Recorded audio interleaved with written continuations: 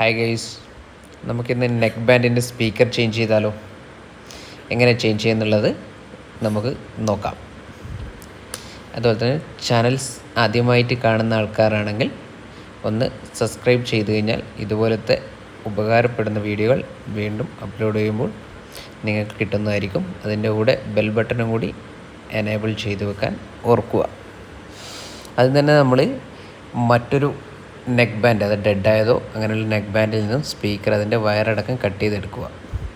അതിനുശേഷം നമ്മൾ complaint neck ബാൻഡിൻ്റെ ആ ഭാഗം ഓപ്പൺ ആക്കിയതിന് ശേഷം തിരിച്ച് നമ്മൾ പഴയ നെക്ക് ബാൻഡ്, അതായത് ഡെഡിൽ നിന്നും കട്ട് ചെയ്തെടുത്ത നെക്ക് ബാൻഡ് എടുത്ത് അതിനൊരു ലോക്ക് സിസ്റ്റം ഉണ്ടാക്കണം. അല്ലെങ്കിൽ നമ്മൾ പെട്ടെന്ന് വലിക്കുമ്പോൾ തിരിച്ച് പുറത്തേക്ക് വരും. അതിനുള്ള ലോക്ക് സിസ്റ്റമാണ് ഉണ്ടാക്കുന്നത്. ഒരു ചെറിയൊരു പൈപ്പിൻ്റെ കഷ്ണം അല്ലെങ്കിൽ അങ്ങനെയുള്ള കാര്യങ്ങൾ കട്ട് ചെയ്തിട്ട് അതിനെ ലോക്കാകുന്ന രീതിയിൽ ചെയ്യുക.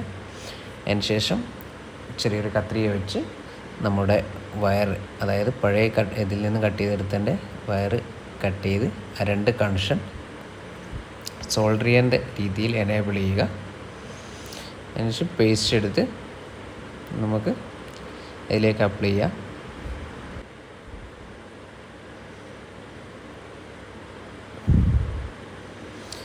അതിനുശേഷം നമുക്ക് പേസ്റ്റ് എടുത്ത് സോൾഡറിങ് ആൻഡ് വെച്ച് ലെഡ് നമുക്ക് ആദ്യം നമ്മുടെ കട്ട് ചെയ്ത് വെച്ചതിലേക്ക് ലെഡ് ആക്കി കൊടുക്കുക.